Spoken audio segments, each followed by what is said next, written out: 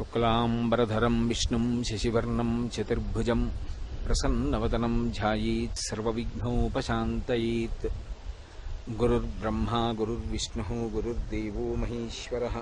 గురుః సాక్షాత్ పరం బ్రహ్మ తస్మై శ్రీ గురవై నమః.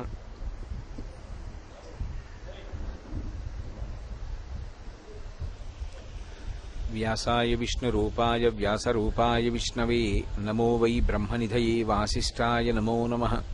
కూజంతం రామ రామీతి మధురం మధురాక్షరం ఆరుహ్య కవితాశాఖాం వందే వాల్మీకికోకిలం. శ్రుతిస్మృతిపురాణానాం ఆలయం కరుణాలయం నమామి భగవత్పాదశంకరం లోకశంకరం. వాగర్ధావివ సంపృక్తౌ వాగర్ధప్రతిపత్తయే జగతః పితరౌ వందే పార్వతీపరమేశ్వరౌ. సూక్తిం సమగ్రయితున స్వయమేవ లక్ష్మీః శ్రీరంగరాజమహిషీ మధురైః కటాక్షైః. వైదగ్ధ్యవర్ణగుణగుంభనగౌరవైర్యాం కండూలకర్ణకుహరాः కవయోధయంతి. హైమోర్ధ్వపుండ్రమజహన్మకుటం సునాసం మందస్మితం మకరకుండలచారుగండం. బింబాధరం బహుళదీర్ఘకృపాకటాక్షం శ్రీవేంకటేశముఖమాత్మని సన్నిధత్తాం. విమలపటి కమలకుటి పుస్తకరుద్రాక్షసస్తహస్తపుటి కామాక్షి పక్ష్మలాక్షి కలిత విపంచి విభాసి వైరించి. మనోజవం మరుతతుల్యవేగం జితేంద్రియం బుద్ధిమతాం వరిష్టం. వాతాత్మజం వానరయూథముఖ్యం శ్రీరామదూతం శిరసా నమామి. ఆపదామపహర్తారం దాతారం సర్వసంపదాం లోకాభిరామం శ్రీరామం భూయో భూయో నమామ్యహం. హరి ఓం. పరమేశ్వర స్వరూపైన సభకి నమస్కారం.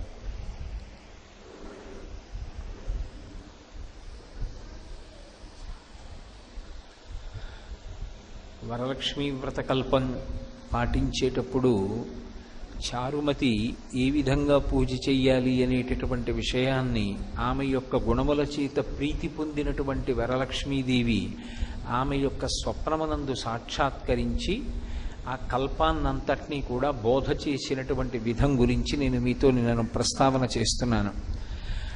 ఎక్కడైతే ఆ కలశ స్థాపన చెయ్యాలని భావన చేశారో ఆ కలశ స్థాపన చేసేటటువంటి ప్రదేశాన్ని గోమయంతో శుద్ధి చేస్తారు. ఎందుచేత అంటే భూమి పవిత్రం కావాలి అంటే దానికి ఏకైక సాధనం ఏది అంటే ఒక్క గోమయంతో మాత్రమే శుద్ధి చెయ్యగలుగుతాం. ప్రపంచంలో 84 లక్షల జీవరాశులున్నాయి అని వేదం చెప్తోంది. 84 లక్షల జీవరాశులలో అన్నిటి యొక్క మలమూత్రములు దుర్వాసనతో కూడుకుని ఉంటాయి. కానీ ఒక్క గోవు యొక్క మలం మాత్రం ఎప్పుడు సువాసనతో కూడుకుని ఉంటుంది. పైగా మనకి ఏదైనా మహోత్కృష్టమైనటువంటి కార్యం చేసేటప్పుడు మనం పంచగవ్య ప్రాసనము అని చేస్తాం.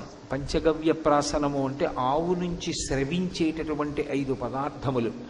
ఆవు పాలు తోడు పెట్టినప్పుడు వచ్చేటటువంటి పెరుగు, ఆ పెరుగు నుండి వచ్చినటువంటి నెయ్యి, గోవు యొక్క మూత్రము, గోవు యొక్క గోమయము అంటే గోవు యొక్క పేడ, ఈ 5టిని కలిపి సమంత్రకంగా నాలుక మీద ఉంచుతారు.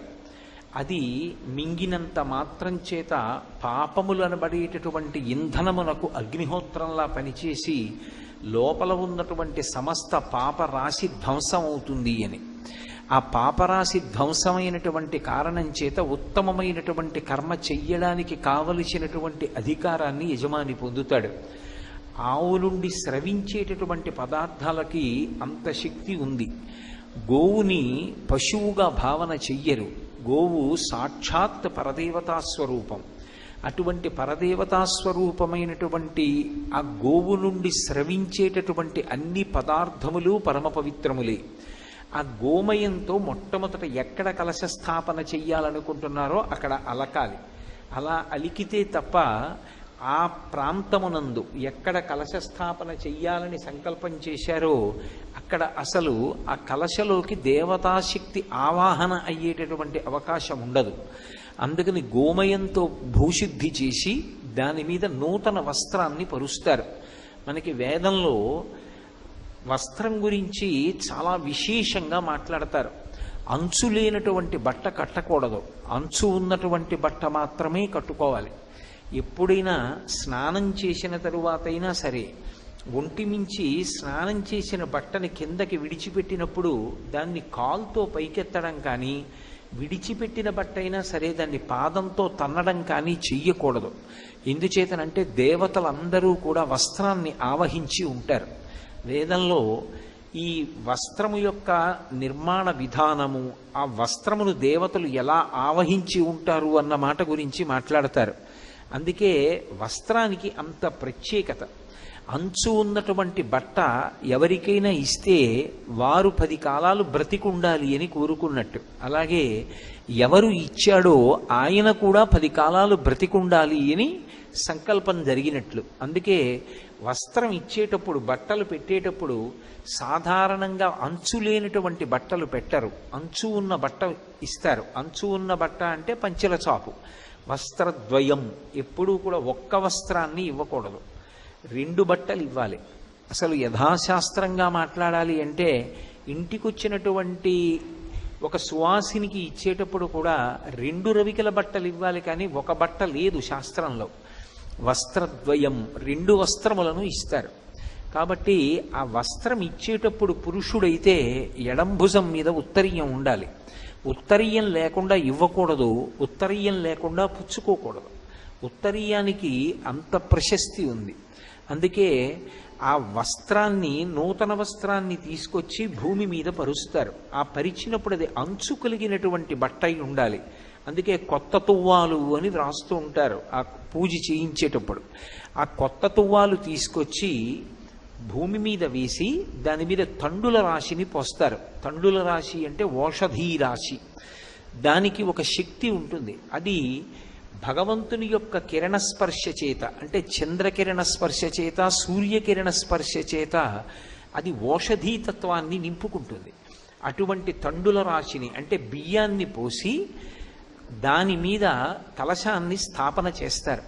మీరు ఎప్పుడూ ఒక విషయం జ్ఞాపకం పెట్టుకోవాలి, విశేషమైనటువంటి ఫలితములను ఇవ్వగలిగినటువంటి వ్రతము యొక్క కల్పాన్ని నిర్దేశం చేసేటప్పుడు నువ్వు ఖచ్చితంగా ఇంత ద్రవ్యాన్ని వినియోగిస్తేనే ఈ వ్రతాన్ని చెయ్యగలవు, లేకపోతే నువ్వు ఈ వ్రతాన్ని చెయ్యలేవని నిరుత్సాహపరిచేటట్టుగా ఎప్పుడూ కల్పం ఉండదు. అందుకే అమ్మవారి యొక్క మూర్తిని ఉంచేటప్పుడు శక్తి ఉంటే సువర్ణమూర్తి, బంగారు మూర్తి, లేకపోతే వెండి మూర్తి, లేకపోతే రాగి మూర్తి, అది కూడా కాకపోతే ఏ దోషము రాదు. కలశ ఒక్కటి పెట్టి పూజ చేసుకోవచ్చు. ఆ కలశ పెట్టి పూజ చేసిన తరువాత అమ్మవారిని ఆవాహన చేస్తారు. ఆ కలశలోకి ఆవాహన చేసి అమ్మవారికి వివిధ ఉపచారములను సమర్పణం చేస్తారు. ధ్యాయామి అంటే నువ్వు ఇలా ఉంటావు అని నేను ధ్యానం చేస్తున్నాను అని దాని అర్థం. అమ్మవారు అసలు ఎలా కూర్చునుందని చెప్తున్నారు అన్నదాన్ని మీరు చాలా జాగ్రత్తగా ధ్యానం చెయ్యాలి. ఆవిడేదో పద్మాసని, పద్మకరి, ఆవిడ ఒక పెద్ద తెల్లటి పద్మంలో కూర్చుని ఒక కాలు చాపడమో 2 కాళ్ళు చాపడమో చేసి కూర్చుందని భావన చేసి పూజ ప్రారంభం చేసిన తరువాత ఇక లౌకిక సంభాషణ చెయ్యకూడదు. వ్రతభంగంబు అంటారు. వ్రతం చేస్తాను అని నీళ్లు ముట్టుకుంటారు. అంటే ఎప్పుడైనా ఒక కార్యక్రమాన్ని ప్రారంభం చేసేటప్పుడు, భగవత్ కార్యాన్ని మొదలుపెట్టేటప్పుడు మొట్టమొదట పూజ చేస్తున్నాను అని నీళ్లు ముట్టుకుంటారు. ఆ వ్రతం ప్రారంభం చేస్తున్నాను అని గుర్తు. దానికి ముందు దేశకాల సంకీర్తనం ఉంటుంది. నేను ఫలానా ప్రదేశంలో ఉన్నాను, ఏదో శ్రీశైలస్య వాయవ్య దిగ్భాగే అంటారులా ఉంది. మీరైతే శ్రీశైలస్య వాయవ్య దిగ్భాగే ఏదో సూర్యాపేట పట్టణే స్వగృహే సమస్త దేవతా బ్రాహ్మణ హరిహర సన్నిధౌ అస్మిన్ వర్తమాన వ్యవహారిక చాంద్రమానేన శ్రీ విజయనామ సంవత్సరే దక్షిణాయనే వర్ష ఋతువు శ్రావణమాసే శుక్లపక్షే అని, భృగువాసరే పౌర్ణమి ముందొచ్చేటటువంటి శుక్రవారం కాబట్టి ఆ రోజు ఏ తిథి ఉంటే ఆ తిథి చెప్పి, నాకు ఏ శక్తి ఉన్నదో, భగవంతుడు నాకు ఏ శక్తినిచ్చాడో, ఆ శక్తి వలన నేను ఏ సంభారములను సమకూర్చుకోగలిగానో, సంభవద్రవ్యై సంభవదుపచారై, ఆయా ద్రవ్యముల చేత ఆయా ఉపచారముల చేత అమ్మా నిన్ను నేను పూజ చేస్తున్నాను అని సంకల్పం చేస్తారు. ఈ సంకల్పం చేసే ముందు వరలక్ష్మీ వ్రతంలో ఒక ప్రధానమైనటువంటి నియమం ఉంటుంది. నన్ను మీరు సహృదయంతో అర్థం చేసుకోవలసి ఉంటుంది. ఒక శాస్త్రాన్ని మాట్లాడేటప్పుడు అందరికన్నా గొప్పవాడెవరు అంటే భర్త. సీతమ్మ తల్లి రామాయణంలో ఒక మాట అంటుంది, దీనోవా రాజ్యహీనోవా యోమీ భర్త సమీ గురు తం నిత్యమనురక్తాస్మి యథారూపాం సువర్చల అంటుంది. భర్త దీనుడు కానివ్వండి, రాజ్యహీనుడు కానివ్వండి, యోమే భర్త సమీ గురువు. గురువు అంటే గురువు అని కాదు దాని అర్థం, గురువు అంటే బరువు అని. విశిష్టమైనటువంటి వ్యక్తి, దైవం ఆయన. అటువంటి ఆయన యొక్క అనుమతిని తీసుకుని పీట మీద కూర్చోవాలి. ఎందుకంటే సాధారణంగా పెళ్ళైన తరువాత దంపతులుగా కూర్చుని చేస్తారు. ఆడవారు ఒక్కరూ కూర్చుని వ్రతం చేస్తున్నారు అంటే అలా కూర్చునే ముందు దానికి భర్త యొక్క అనుమతి ఉండాలి. ఆయనే కదండి అన్నీ తీసుకొచ్చారు, ఆయనే కదా వరలక్ష్మీ వ్రతం చేయించుకోమన్నారు, మళ్ళీ ఆయనకి నమస్కారం చేసి కూర్చోవడం ఏమిటండి అని అనుకోకూడదు. భర్తకి నమస్కారం చేసి భర్త చేత అక్షతలు వేయించుకుని కూర్చోవాలి. స్కాంద పురాణంలో దీనికి సంబంధించి ఒక విశేషాన్ని వివరించేటటువంటి ఒక ఉపాఖ్యానం ఉంది. ఒక మహారాజుకి 2 భార్యలు ఉండేవారు, పెద్ద భార్య చిన్న భార్య. ఇందులో ఇద్దరూ కూడా భక్తి తత్పరత కలిగినటువంటి వాళ్ళు, ఎప్పుడూ భగవత్ సంబంధమైనటువంటి వ్రతములు చేస్తూ ఉండేవారు. పెద్ద భార్య ఏ వ్రతం చేసినా సరే ఆ వ్రతం చెయ్యడానికి పూర్వమే భర్తగారి పాదములకు నమస్కరించి ఆయన అనుమతిని పొంది అక్షతలు వేయించుకుని పీటల మీద కూర్చునేది. రెండవ ఆమె భర్తగారు చెప్తేనే కదా చేస్తున్నాం కాబట్టి ఆయనకి నమస్కరించకుండా కూర్చుని వ్రతం చేసేది. ఒకానొక సమయంలో హఠాత్తుగా ముగ్గురు ఏకకాలంలోనే శరీరం విడిచిపెట్టారు. ఒక ప్రత్యేక పరిస్థితిలో విడిచిపెడితే స్వర్గలోకం నుంచి వచ్చినటువంటి విమానం పెద్ద భార్యని మహారాజుని ఎక్కించుకుని వెళ్ళిపోతోంది. చిన్న భార్యని నరకానికి తీసుకెడుతున్నారు. ఆవిడ గోలు పెడుతూ ఆవిడంది, ఆవిడ ఎన్ని నోములు నోచిందో ఎన్ని వ్రతాలు చేసిందో అన్నీ నేను చేశాను, నన్ను ఎందుకు నరకానికి తీసుకెడుతున్నారని అడిగింది. నువ్వు చేసినటువంటి వ్రతములకు పూర్వము అసలు పూర్వాంగంగా భర్తకి నమస్కారం లేదు, ఆ భర్త యొక్క అనుమతి లేదు, ఆయన చేత అక్షతలు వేయించుకోలేదు, వేయించుకుని పీటల మీద కూర్చోలేదు. అందుకే ఆ వ్రతం చేసినా చెయ్యబడని వ్రతమే అవుతుంది. భర్త యొక్క అనుమతి అంత అవసరం. అలా ఉంటుందా అని మీరు అనుకోకండి. నేను నెలకి ఏదో కొన్ని వేల రూపాయలు నాకు జీతంగా ఇచ్చేటటువంటి ఉద్యోగం చేస్తున్నటువంటి కారణం చేత ప్రతిరోజు ఇన్ని గంటల నుండి ఇన్ని గంటల వరకు పనుందా లేదాతో సంబంధం లేదు, నేను అక్కడ కూర్చుంటాను అని ఒప్పందం. 10 నుంచి 5:30 వరకు అక్కడ కూర్చోవాలి. అందులో ఏమీ పని లేదు. కానీ ఏమీ పని లేదు కదండి నేను బయటికి వెళ్ళిపోతున్నానంటే కుదరదు. పని లేకపోయినా బయటికి వెళ్లే ముందు పై అధికారి అనుమతి తీసుకునే వెళ్ళాలి. ఎందుకండి ఏమీ పని లేదు కదా అందుకు బయటికి వెళ్ళానండి అంటే ఒప్పుకోరు, అనుమతి తీసుకుని పైకి వెళ్ళాలి. సెలవు పుచ్చుకోవాలి అంటే ముందు వారు మంజూరు చేసిన తరువాతే నేను వెళ్ళాలి. నెలకి కొన్ని వేల రూపాయల జీతం ఇచ్చేటటువంటి కార్యాలయానికే నా మీద అన్ని అధికారాలుంటే పరమేశ్వరుడు నిర్మాణం చేసినటువంటి వ్యవస్థలో పరమేశ్వర స్వరూపుడైనటువంటి భర్త యొక్క అనుమతి లేకుండా చేసిన వ్రతానికి ఫలితం వస్తుందని తీర్మానం చేస్తే అది వైదికం ఎలా అవుతుంది? కాబట్టి ఎవరికివ్వవలసినటువంటి గౌరవం, ఎవరికివ్వవలసినటువంటి స్థానం వారికి ఇచ్చిన నాడే గౌరవం అన్నది ఉంటుంది. ఆవిడ వరలక్ష్మి, ఆవిడేం చేస్తూ ఉంటుంది? ఆవిడ గురించి అసలు ప్రార్థన చేస్తే ఏం చెప్తాం పీఠికలో? నిత్యానపాయనీం నిరవద్యాం దేవదేవ దివ్యమహిషీం అఖిల జగన్మాతరం అస్మన్మాతరం అశరణ్య శరణ్యాం అనన్య శరణ శరణమహం ప్రపద్యే అని చెప్తాం. ఆవిడికి నిత్యానపాయని అని పేరు. నిత్యానపాయని అంటే ఆమె భర్తని విడిచిపెట్టి ఉండదు. భర్త గారు ఎప్పుడైనా ధర్మ సంరక్షణార్థం భూలోకంలో అవతార స్వీకారం చేస్తే ఆవిడ కూడా అవతార స్వీకారం చేసి వచ్చేస్తుంది. అందుకే పోతన గారు భాగవతం చేస్తూ అనఘ ఆదిలక్ష్మి అయిన రుక్మిణితోడ క్రీడ సల్పుచున్న కృష్ణు చూచి పట్టణంబులోని ప్రజలుల్లసిల్లిరి ప్రీతిలగుచు ముక్త భీతులగుచు అంటారు. విష్ణు భగవానుడు కృష్ణ పరమాత్మగా వస్తే ఆదిలక్ష్మి రుక్మిణీదేవిగా వచ్చేసింది. శ్రీరమ సీతగాగ నిజ సేవక బృందము వీర వైష్ణవాచార జనంబుగాగ విరజానది గౌతమిగాగ వికుంఠమున్నారయ భద్రశైల శిఖరగ్రముగాగ వసించు చేతనోద్ధారకుడైన విష్ణుడవు దాశరథి కరుణాపయోనిధి అంటాడు గోపరాజు గారి దశరథి శతకంలో. శ్రీరమ సీతగాగ ఆ విష్ణు భగవానుడే రామచంద్రమూర్తిగా అవతార స్వీకారం చేస్తే ఆయన యొక్క శక్తి స్వరూపిణి అయినటువంటి ఆదిలక్ష్మి సీతామహాదేవిగా ఈ భూమండలం మీద అవతరించింది. ఆయన ఎప్పుడెప్పుడు అవతార స్వీకారం చేస్తే ఆవిడ అప్పుడప్పుడు అవతార స్వీకారం చేస్తుంది.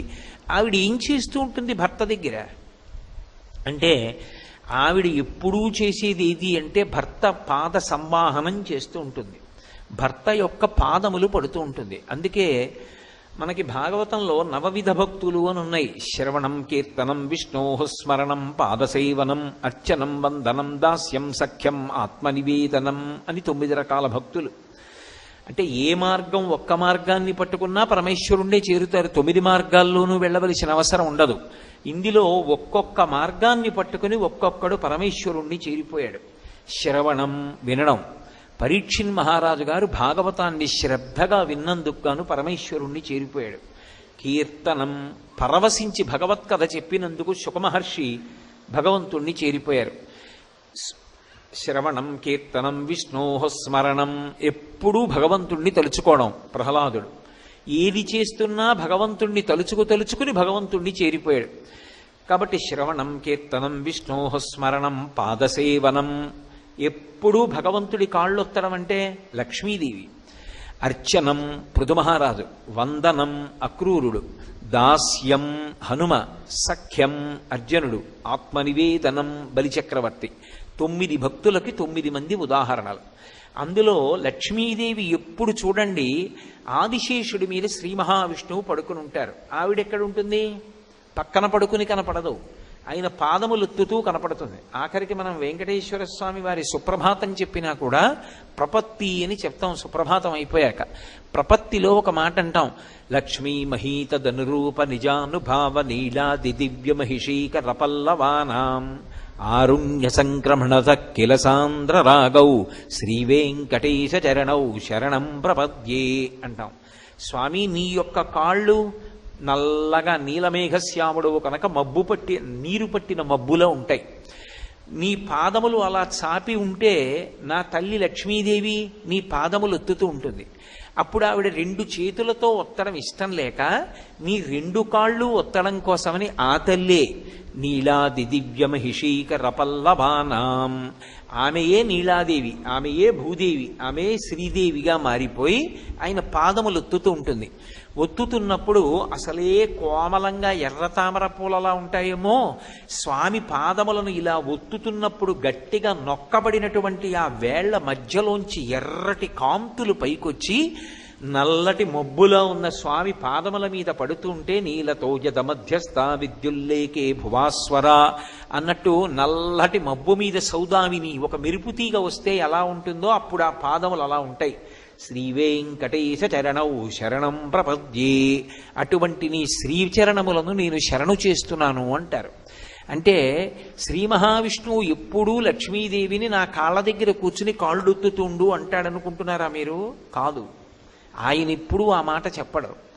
పాదములను ఒత్తుట అన్న మాటకు అర్థం ఏమిటంటే భర్త యొక్క పాద సేవ చేసి భర్తను అనుగమించుట. ఆయన వినా ఇంకొకటి లేదు.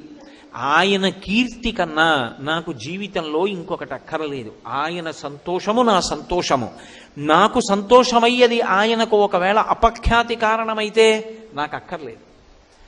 అది ఆడదానిలో ఉండేటటువంటి గొప్పతనం. ఇది మగవాడికి లేదు. అందుకే మగపిల్లవాడు పుడితే వాడు ఒక వంశాన్నే తరింపచేస్తాడు. వాడు మహాభక్తుడు ధర్మాత్ముడైతే ఏ వంశంలో పుట్టాడో ఆ వంశం తరిస్తుంది. కానీ ధర్మాత్మురాలైనటువంటి ఆడపిల్ల పుడితే 2 వంశాలు తరిస్తాయి.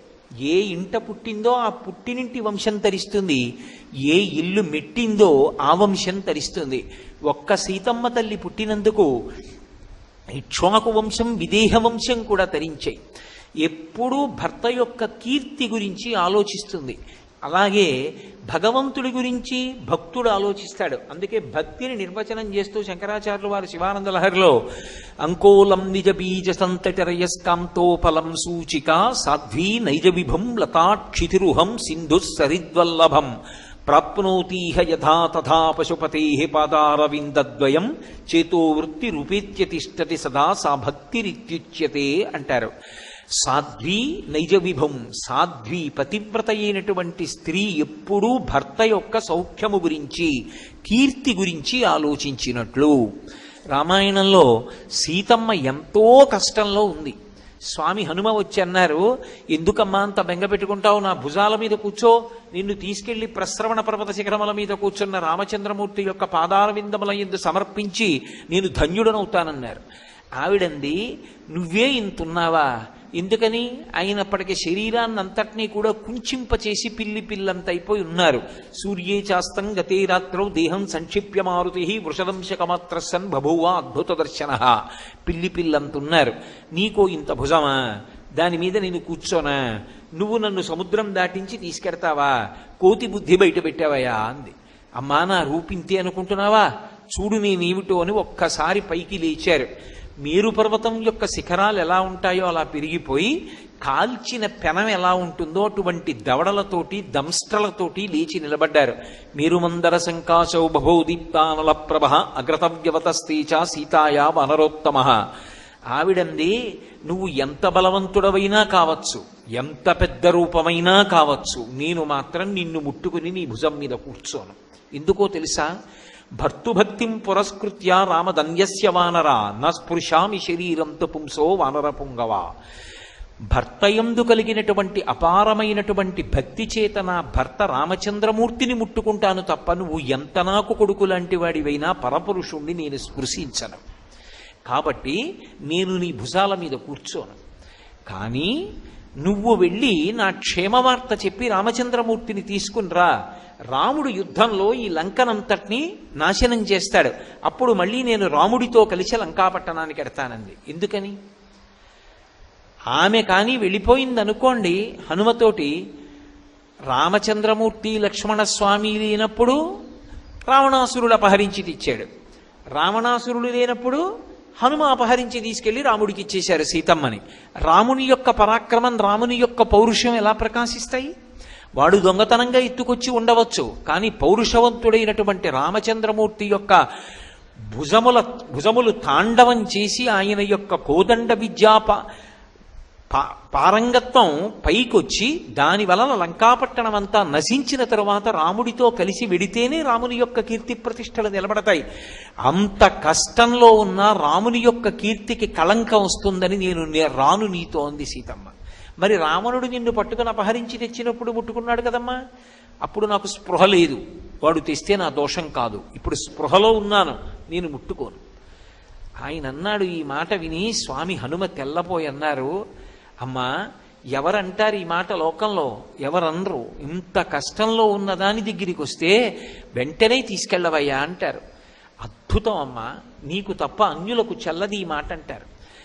ఎప్పుడూ భర్త యొక్క కీర్తి ప్రతిష్టలకి కళంకం రాకూడదని నిరంతరము ఆలోచించి అడుగు వేసేటటువంటి లక్షణము కలిగినటువంటి స్త్రీని సాధ్వీ పతివ్రత అని పిలుస్తారు. లక్ష్మీదేవి భర్త పాదముల దగ్గర కూర్చుంటుంది అంటే దాని అర్థం ఆయన పాదముల దగ్గర కూర్చోపెట్టి నువ్వు నా కాళ్ళొత్తుతోండని శాసించాడని కాదు.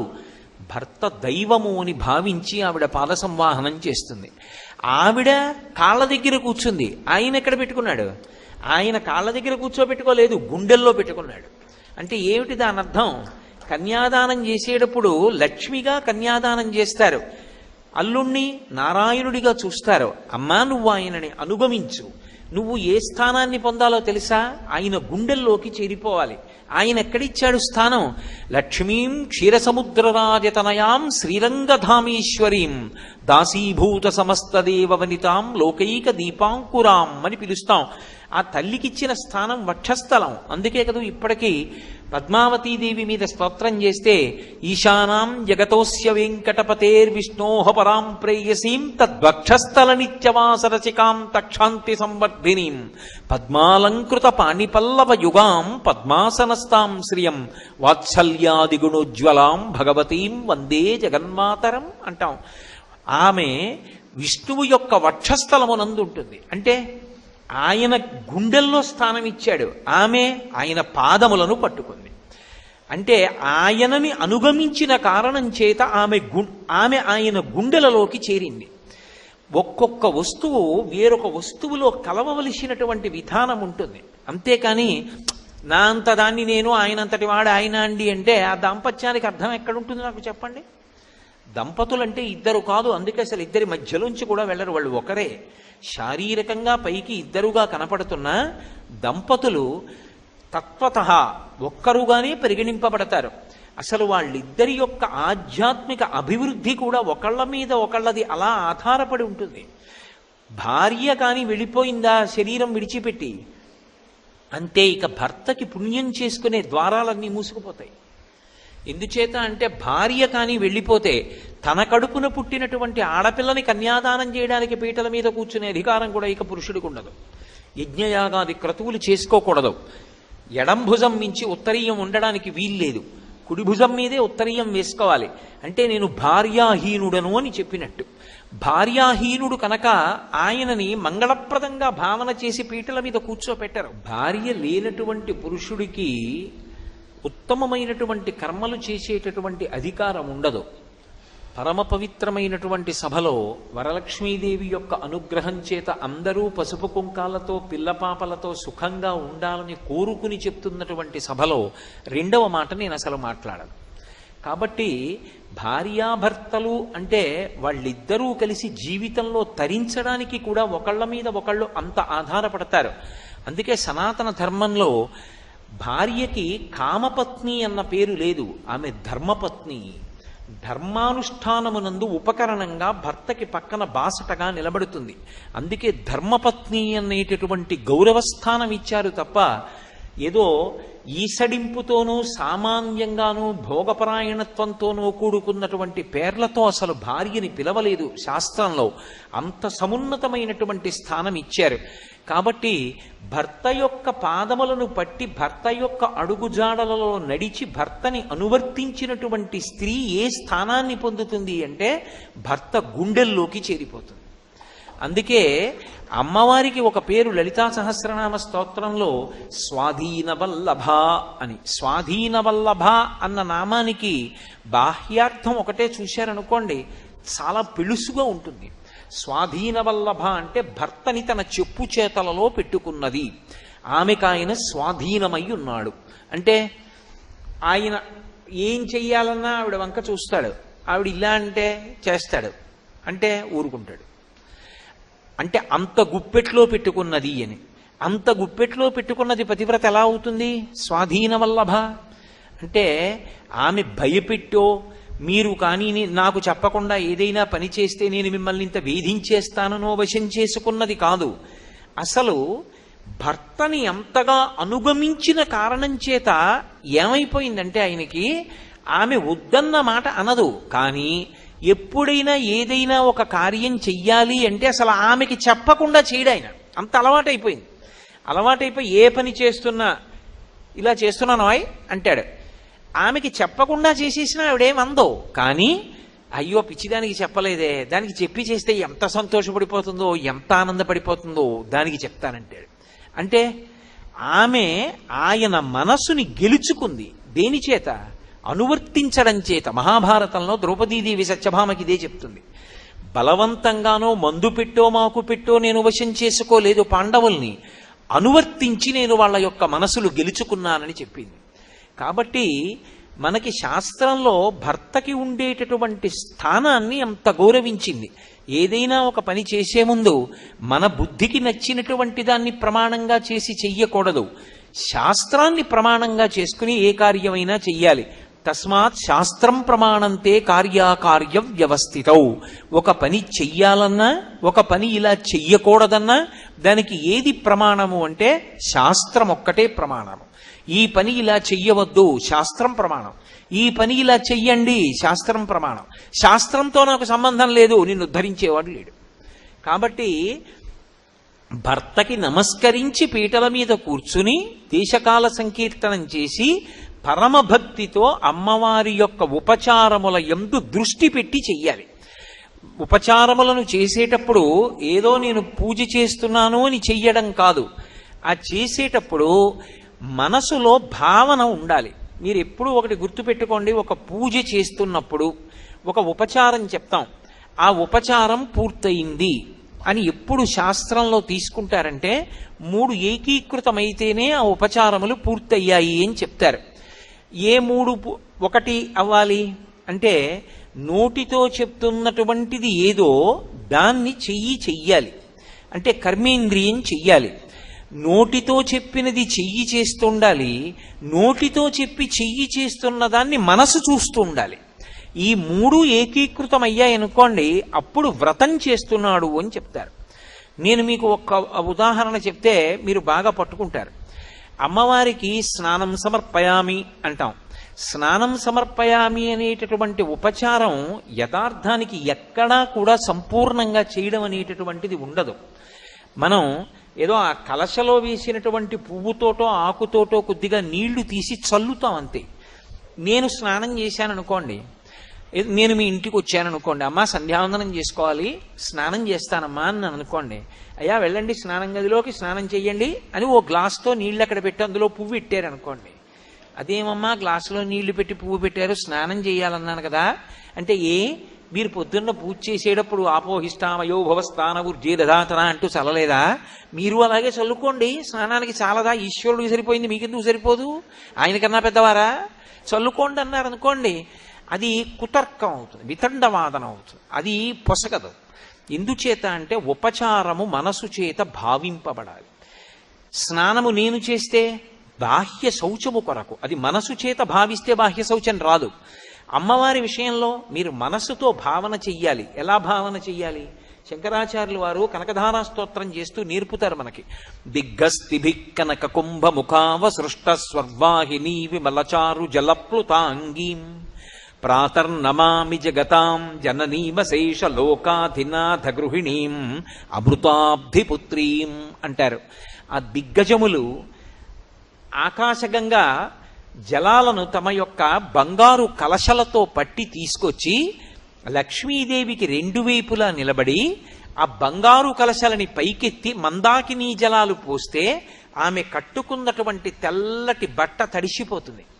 ఆ తడిసిపోయినటువంటి తెల్లటి బట్టతో కూర్చున్నటువంటి ఆ అమ్మవారి యొక్క పాదముల జంట ఒక్కసారి మనసు నిండా భావన చేసి ఆ తల్లి పాదములకు, ఆ తడిగా ఉన్నటువంటి అమ్మవారి పాదములకు వంచి తల తగిలేటట్టుగా నమస్కరిస్తే, ఆ తడి నా నుదుటికి తగిలింది అని భావన చేస్తే ఆ తడి ఇలా తుడుచుకోవాలనేటటువంటి అనుభూతి కలుగుతుంది. మీకు బాగా అర్థం అవడానికి నేను ఒక ఉపమానం చెప్తాను, లేకపోతే నేను అసలు ఇటువంటి ఉపమానములు ప్రయోగం చేయను. 7D సినిమాలను ఉంటాయి, నేను ఈ మధ్య ఢిల్లీలో చూసి వచ్చాను. అందులో 7 రకాల డైమెన్షన్స్ ఉంటాయి. అందులో ఏదో ఎదురుగుండా ఒక పాము ఒకటి మీదకొస్తూ ఉంటుంది, కళ్ళ ముందు వరకు అది నోరు తెరిచి కనపడుతుంది. అది చేసేటటువంటి బుస మనం కూర్చున్న కుర్చీ వెనక నుంచి వినపడుతూ ఉంటుంది. బుస్ బుస్ అని ఇక్కడే ఉంటాయి, ఇక్కడి నుంచి వినపడుతూ ఉంటుంది. అది నోరు విప్పినప్పుడు వచ్చేటటువంటి దుర్వాసన కూడా ఒక 20 మంది కూర్చోవడానికే ఉంటుంది ఏర్పాటు. ఆ వాసన కూడా హాల్లోకి వస్తుంది. అదే సమయంలో పాము తోక గబగబా ఇలా కదిపితే అక్కడ ఉన్న పురుగులన్నీ ఎగురుతాయి. ఎగిరినప్పుడు సీటు కింద ఉన్న తాళ్లు కదిలి కాళ్ళని కొట్టుకుంటాయి. ఇవన్నీ ఒకేసారి జరిగేటప్పటికి ఏమవుతుందంటే, నిజంగా పాము ఉచ్చి మీద పడుతున్న చోట ఉన్న అనుభూతినే పొందేస్తాడు. ఒక 7D సినిమాలోకి వెళ్ళి కూర్చుంటే నీ మనసు ఎలా సినిమా వశం చేసుకుని నీకు అనుభూతి కల్పిస్తుందో. యథార్థంగా నేను ఆ సినిమా చూసినప్పుడు ఒక పెద్ద సరస్సులో నడిచి వెళ్ళిపోతున్న అనుభూతి అలా చూపిస్తాడు. నేను బయటికి వచ్చేసి బట్ట పైకెత్తోసారి చూసుకున్నాను, కాళ్ళు తడిసిపోయి ఉన్నాయా అని. అంటే అంత అనుభూతికి నేను లోనైపోయాను. నా కాళ్ళు తడిసిపోయాయి అని నా భావన. ఏమిటి బట్ట తడిసింది, కాళ్ళకి తడి బట్ట తగులుతోందని కాదు, నేను సినిమాకి వెళ్ళానని నాకు తెలుసు. అయినా కాదు, నా కాళ్ళు పొడిగానే ఉన్నాయని రూఢం చేసుకోవడానికి గట్టు మీద కాలు పెట్టి చెప్పు ఇప్పి బట్ట పైకెత్తి చూసుకుంటుంటే నాతో వచ్చినటువంటి తల్లి ఒక ఆవిడంది, ఏం అలా చూసుకుంటున్నారు గురువుగారు అంది. అమ్మ నాకు కాళ్ళు తడిసిపోయిన అనుభూతి కలిగిందమ్మా అన్నాను. ఒక సినిమా 100 రూపాయలు పెట్టి చూస్తే నీకు ఆ అనుభూతి కలిగిందే, అమ్మవారిని స్నానం చేయిస్తున్నట్లు నీకు అనుభూతి ఎందుకు కలగదు? నీ మనసుని నువ్వు అక్కడ పెట్టడం అలవాటైతే. అసలు ఆ దర్శనం అంటూ కలిగితే పువ్వుతో నీళ్లు చల్లడం వరకు ఉపచారం, దర్శనం నిజంగా దిగ్గస్థిభిక్కనక కుంభముఖావ సృష్ట స్వర్వాహినీ విమలచారు జలప్లుతాంగీం ప్రాతర్నమామి జగతాం జననీమశేష లోకాధినాథ గృహిణీం అమృతాబ్ధిపుత్రీం అని ఆ తల్లిని అలా చూసి తడిసిపోయి ఎర్రటి కాళ్ళు తెల్లటి గోళ్ళు తడిసి కరిగి కిందకి కారిపోతున్నటువంటి పారాణి కనపడుతుంటే ఒక్కసారి వంగి అమ్మవారి పాదముల దగ్గర తలపెట్టి నమస్కారం చేశారనుకోండి, ఇప్పుడు ఆ తడి మీ నుదుటికి అందుకుని ఆ పారాణి కరిగి మీ నుదుటికి అంటుకుంటే మీరు పూజ చేద్దామని పైకి లేచిన తరువాత వెంటనే తరువాత ఉపచారం జ్ఞాపకానికి వస్తుందా? జ్ఞాపకానికి రాదు. మీ నుదుటికి ఏదో తడి ఉన్నట్టు ఏదో అంటుకున్నట్టు భావన పొంది మీరు ఒకసారి ఇలా అనుకుని పారాయణ ఏమైనా ఉందా అని ఇలా చూసుకుని ఏం లేదంటే మీరు చేసిన ఉపచారం అమ్మవారికి అందింది. మీరు స్నానం చేయించారు అమ్మవారికి. అమ్మవారి తడిపాదములకు పారాణి పాదములకు మీరు నమస్కారం చేశారు. అలాగే నేను మీకు ఉదాహరణకి చెప్తున్నాను సుమండి. మనసు లేదనుకోండి 10 నిమిషాల్లో వ్రతం అయిపోతుంది. మనసు అక్కడ ఉందనుకోండి, పొద్దున్న కూర్చున్నటువంటి వరలక్ష్మీ వ్రతం ప్రదోష వేళ పేరంటానికే లేస్తారు కూడా. ఎందుకు అంటారేమో, ఒక్క ఉపచారమునందు ధ్యానములోకి వెళ్ళిపోతారు. నేను మీకు ఒక ఉదాహరణ చెప్పాలి అంటే, అమ్మవారికి ఏదో అమ్మ వస్త్రద్వయం సమర్పయామి అన్నారు. నా శక్తి కొలది నేను తీసుకొచ్చింది 150 రూపాయలు ఒక నేత చీర అయి ఉండొచ్చు. కానీ నేను ఎన్నో మాటలు మా ఆవిడికి చీరలు కొనడానికి పెద్ద పెద్ద బట్టల కొట్టుకు వెళ్ళానుగా. వెళ్ళినప్పుడు పెద్ద పెద్ద అంచులున్నటువంటి పట్టు చీరలు అక్కడ కట్టబడి ఉండగా ఎదురుగుండా చీర కట్టుకుంటే ఎలా ఉంటుందో అలాగే బొమ్మలకు కట్టో లేకపోతే గోడకు కట్టో మేకు కట్టో ఉంటాయిగా, అవి చూసావుగా.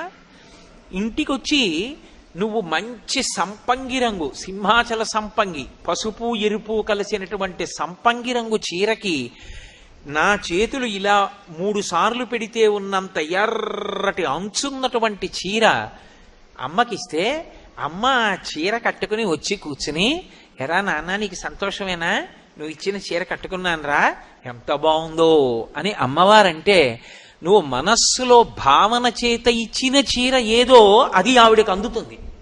నువ్విక్కడ 1,00,000 రూపాయలు పెట్టి చీర పట్టుకురా, నీ మనసంతా మోగే సెల్ ఫోన్ మీద ఉంటే ఆ చీర ఆవిడికి వెళ్ళదు, ఆవిడికి అక్కర్లేదు. ఎందుకంటే గీతలో ఆయనే చెప్పాడు, పత్రం పుష్పం ఫలం తోయం యోమే భక్త్యా ప్రయచ్చతి.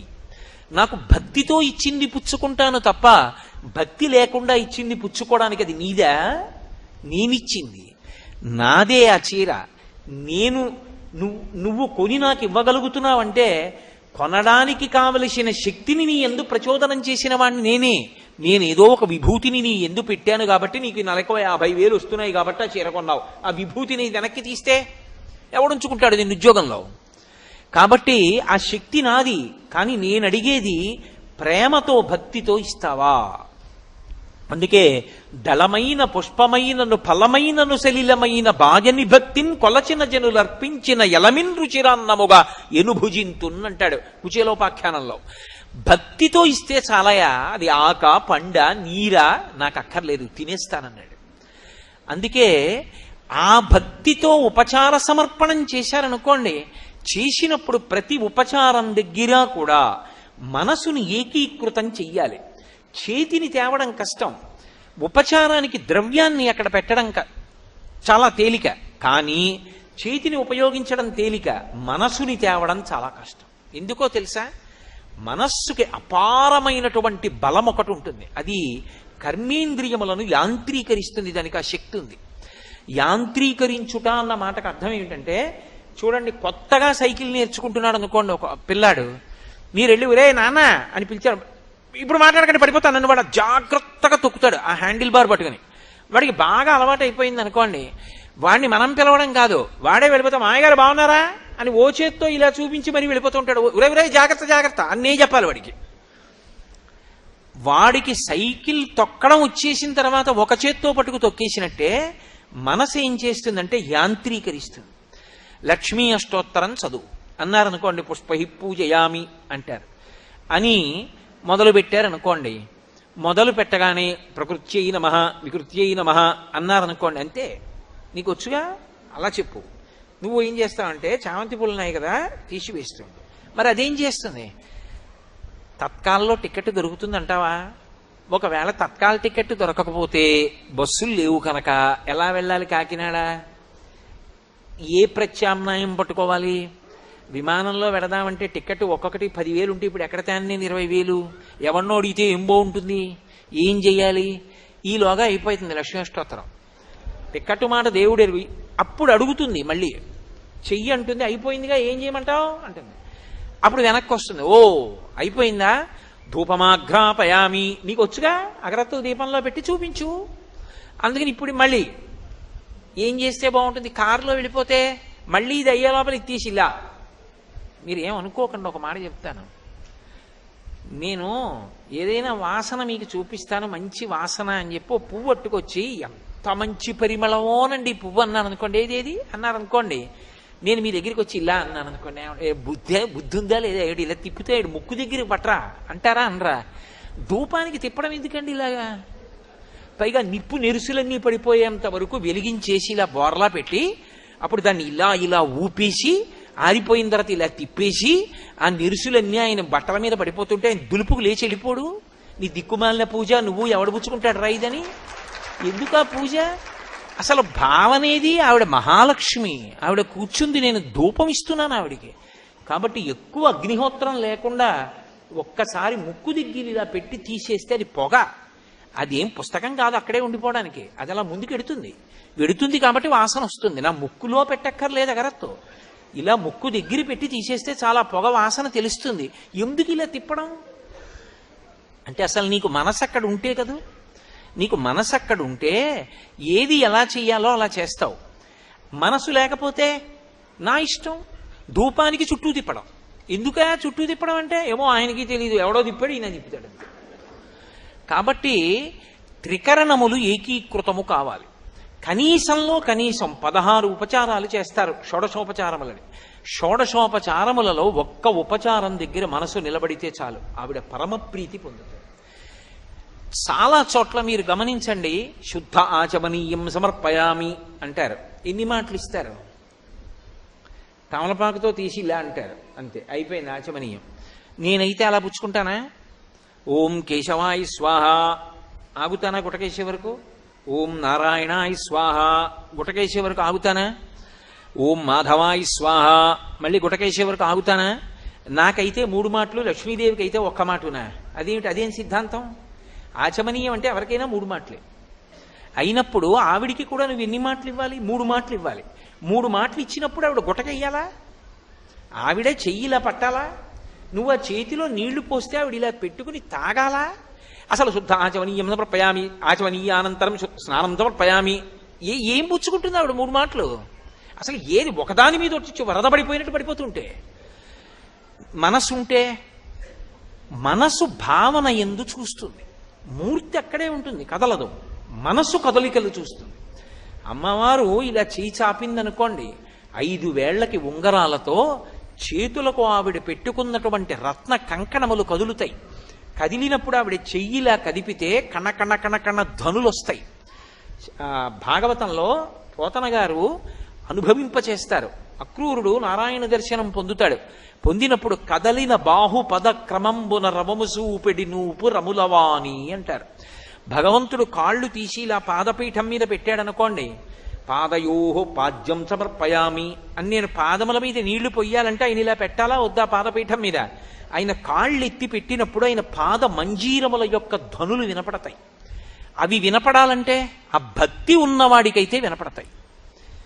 ఆ పాదములు అలా పెట్టినప్పుడు ఆచమనీయం అన్నప్పుడు ఆవిడ ఇలా చెయ్యి పెడితే సాక్షాత్ లక్ష్మి ఆమె ఇలా చెయ్యి చాపితే నీ దగ్గర ఎర్రటి పరదేవత యొక్క చేతి వంక చూసి ఆవిడ చేతిలో నీళ్లు పోస్తే ఆవిడ తీసుకుని కింది పెదవి దగ్గర పెట్టి లోపలికి పుచ్చుకుంటుంటే ఎంత పరవశంతో నువ్వు మూడు మాటలు ఆచమనీయం ఇవ్వాలి. ఇచ్చావు. అక్కడ మంత్రం ఉండదు, నీ భక్తితోటి పూరణ చెయ్యాలి. ఆచమనీయం చేస్తే ఏం చేయాలి? చెయ్యి ఎంగిలవుతుంది. చెయ్యి ఎంగిలవుతుంది కాబట్టి ఏం చేయాలి? ఓ చుక్క నీళ్లు పోసుకుని పక్కనున్న బట్టతో తుడుచుకుంటాం. అమ్మవారైతే ఆవిడ కూడా నువ్వు పూజ చేస్తున్నావునో బట్ట తెచ్చు తుడుచుకుంటూ ఉంటుందా? భక్తి అన్న మాటకు అర్థం ఏమిటి? నేను మీ ఇంటికి దేవతార్చనకు వచ్చాను అనుకోండి. దేవతార్చన అంటే భోజనం. ఇందాక ఇవాళ మధ్యాహ్నం పరమభక్తి తత్పరులు, బహుసహృదయులు, నేను పరవశించిపోయాను వాళ్ళ ఇంటి సంస్కారం చూసి. వాళ్ళ ఇంటికి దేవతార్చనకి వెళ్ళా. భోజనం అయిపోయింది. అయిపోయిన తర్వాత చేతులు కాళ్ళు కడుక్కొని వస్తున్నాను. నా ఉత్తరీయంతో నేను తుడుచుకోలేనా? వాళ్ళు తీసుకొచ్చి తువ్వాలు అందించారు. ఎందుకు? భక్తి. వాడు వచ్చాడు, పాపం భోజనం చేశాడు, వాడు కాళ్ళు కడుక్కున్నాడు, చేతులు కడుక్కున్నాడు, వాడు చేతులు తుడుచుకోవడానికి వస్త్రం ఇద్దాం, అది భక్తి. అమ్మవారు ఆచమనీయం చేసింది, నువ్వేం చేయాలి? అమ్మా నీ చేయి తుడుస్తానుండు.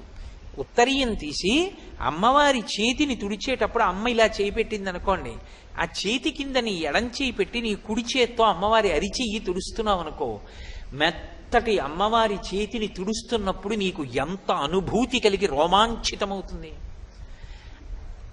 నిజంగా ఏదో ఒక్క ఉపచారం, 16 ఉపచారముల యందు మనసు నిలబడడం మాట దేవుడెరుగు.